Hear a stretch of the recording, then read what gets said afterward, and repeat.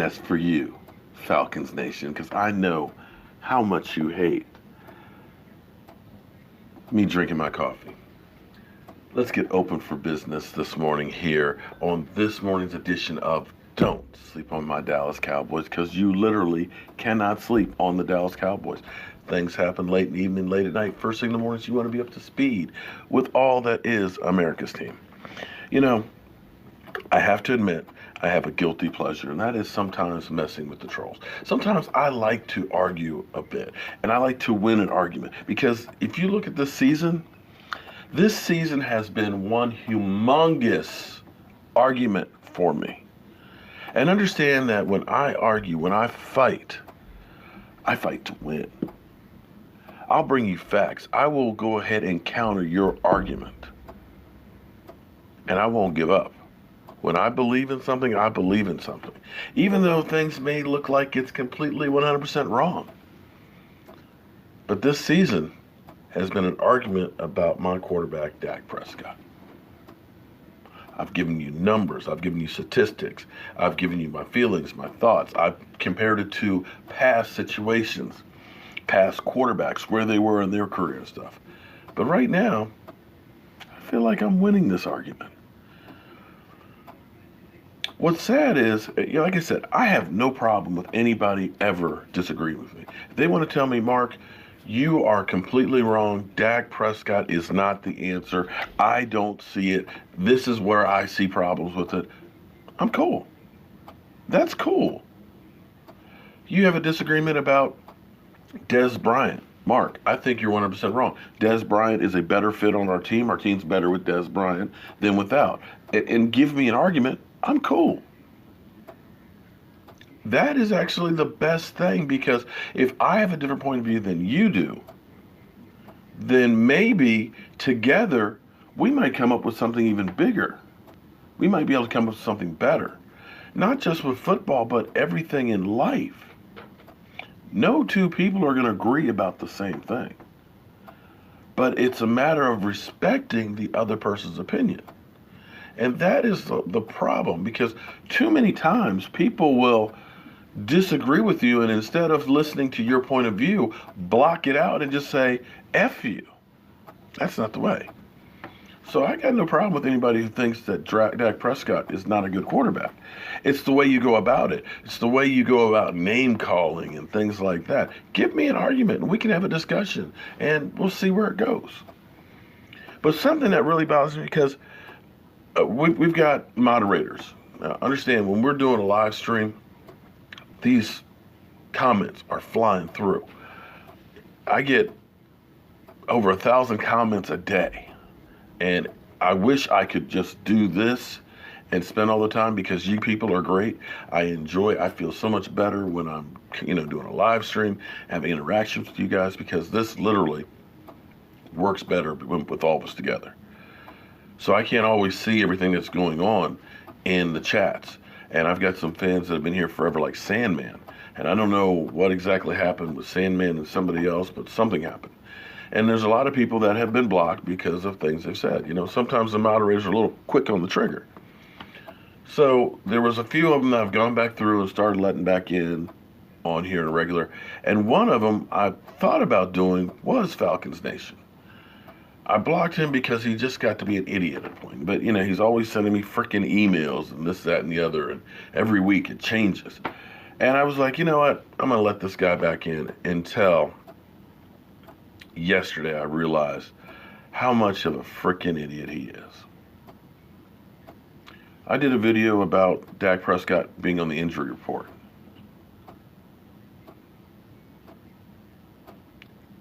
He literally sent me an email.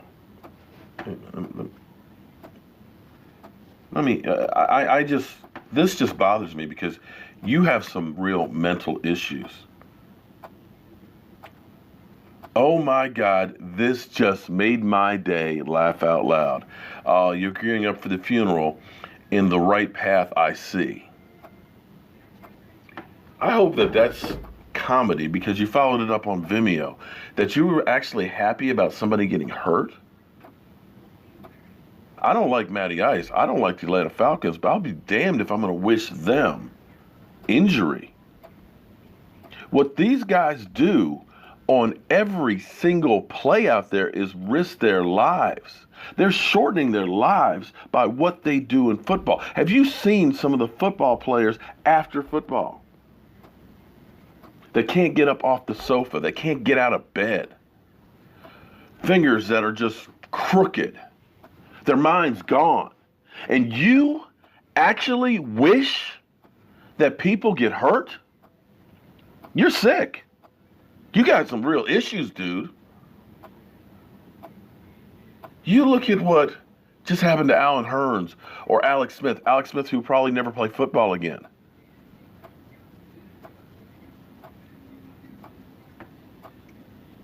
I am just mystified at some people out there. I always like to think there's good in everybody, but I got to tell you, when you're happy about somebody getting hurt, dude, you need help. That's one end of the spectrum. But fortunately, that's the few. Because I can't do this without without a lot of you people out there.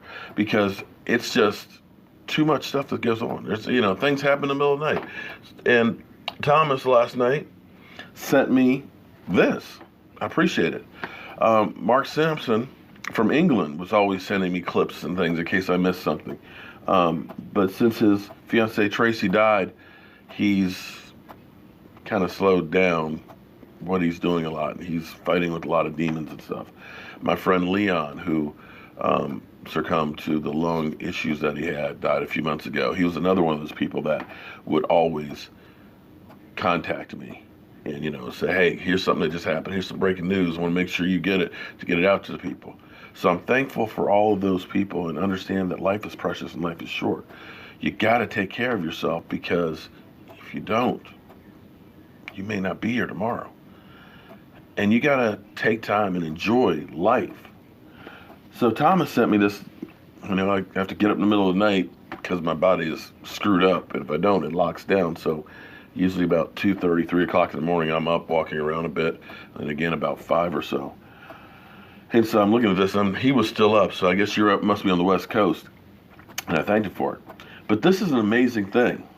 And I'm sorry it's taken me so long to get to this point here, guys. I ramble. But the Dallas Cowboys defense, let me zoom this up a little bit here.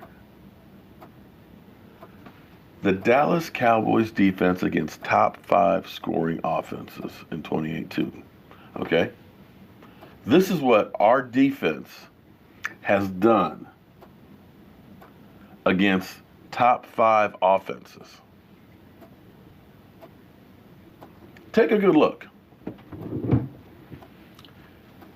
We're talking about New Orleans. I think Tampa Bay is one of those that are in there. I'm not sure which other ones. Wait a minute, let me think. Tampa Bay, they put up a lot of yards. We know the Saints did. Trying to think. Atlanta, maybe? Might be in that mix. I'll have to look it up and see. They've only allowed 16.5 points in the NFL. First, 273 yards. First, 151 yards passing. First, 475 yards per play. First.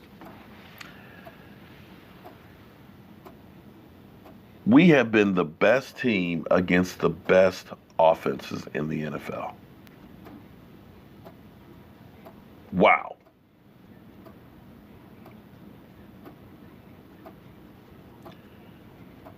See, this is one of those things, like I said, when I like to make an argument,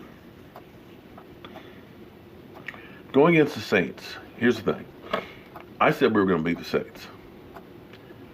And I gave him reason, because like I told you, I like to argue. I like to look at the numbers, the statistics, and things like that, and see reasons why something happened. I don't just go through and just say, hey, we're going to win because I'm a diehard Cowboys fan. I like to give a reason. And when we went against the Saints, here was my reasoning. I said the Saints hadn't played a team like the Cowboys, a defense like it. Because I looked at the teams that New Orleans had faced, and I averaged out their defenses. And the defenses that they faced were around 23 on average. I mean, they played Tampa Bay, for Christ's sake, twice. Tampa Bay is 27th, 28th in defense. They played the Falcons defense, late 20s. So you start looking at the teams that they faced on defense. And if you're playing guys that aren't very good in defense, generally speaking, you're going to, sorry, I'm just getting the screens messed up today. You're going to score a lot more points. On the flip side, looking at the Cowboys before the Saints game, we averaged playing like the 12th toughest defenses on average.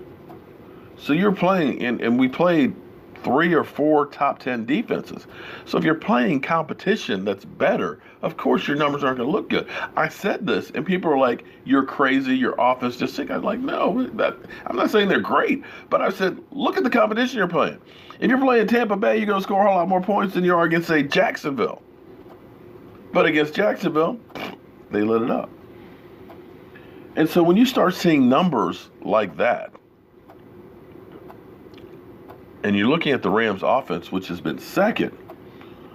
But let me give you a caveat on that. But if you look at what Jared Goff has done over the last 7 games, guys, I just kind of get here and just start talking. And I don't know where it ever is going to go. But if you look at, let me grab this real quick again. I'm sorry. At Jared Goff's stats, and think about what our defense has been able to do. You look at 2018, you see 13-3, 4,600 yards, 8.4 average, 32 TDs and 12 interceptions. You said, my God, dude is balling. We got to face that guy? But let's go down a bit. Let's go down to facing the Lions. 270 yards. 6.27 per pass. 0 TDs. It's rushing. Hold on. I'm just messing up today. Hold on. 1 TD, 1 interception. Okay. Let's go down to the next week. Let me look in here because then I can see it. Then the next week against the Bears, 0 TDs, 4 interceptions. Then the next week against the Eagles, 0 TDs, 1 interception. Against Arizona and that great team, 1 TD, 0 interceptions. And then finally against San Francisco, against that juggernaut, 4 TDs, 0 interceptions. So you look at this, you're looking up here at 233, 354, 354, 465, 321, 201, 202, 295, 391, 311, and then 413. And a track meet. Kansas City is not known for any defense, but after that, that ain't that great. So you put our defense against that guy, because let's face it, Kansas City, that ain't a great defense. Detroit, that ain't a great defense. The Bears, now that's a great defense, but you see 4 interceptions. The Eagles, they're a pretty good defense, but they ain't the Cowboys. Arizona, San Francisco, So looking at this game, looking at what they've done over the last 7 weeks, looking at the competition that they faced, I just don't know how they're getting 7 points. But then again, what do I know? I'm a guy with a day job and a voodoo doll. And with that being said, I have gone over my limit, and I need to go ahead and get to my day job. I'm Mark Holmes, and thanks for bearing with me this morning. And I'll see you guys.